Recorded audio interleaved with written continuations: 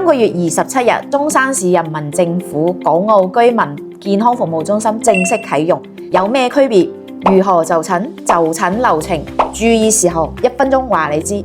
隨住深中通道大橋嘅通車，港珠澳大橋通車，香港、澳門兩地嘅生活文化、金融產業嘅結合，港車北上、澳車南下，加速咗兩地文化交流同埋生活嘅融合。越嚟越多嘅港澳居民呢返嚟中山退休養老、休閒度假，特別係對於退休養老嘅人士，福利多多。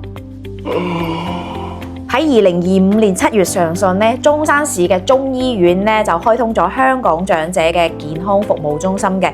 咁呢一個呢就係僅限於港澳居民同埋同時滿足65歲以上嘅長者先可以使用嘅。今個月27日，中山市人民醫院港澳居民健康服務中心呢正式啟用，採用咗港式全科加3甲全科嘅模式運作，亦即係話，香港嘅居民不但只可以喺中山可以跨境睇香港嘅醫生，遠程會診，內地嘅居民一樣可以享受。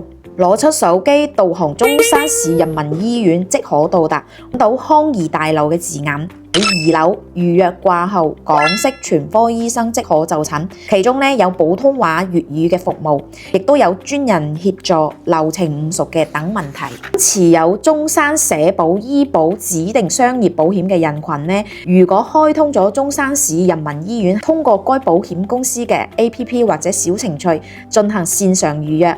如果支持跨境支付嘅服務，港澳居民睇完診無需延長支付。咁方便嘅情況下呢，需要注意嘅點呢，就係港澳居民嘅街坊呢，商業保險要確保呢同人民醫院有冇合作嘅路徑。咁第二個呢，如果冇商業保險同自費嘅居民前往呢個就診中心就診嘅話，需要通過粵港澳大灣區醫療集團平台進行預約先可以前往就診嘅。以上分享呢，記得點讚訂閱。買樓揾陳大發，唔明白同有唔識操作嘅朋友評論區話俾我知，或者私信我發888，手把手教你。記得點讚關注哦。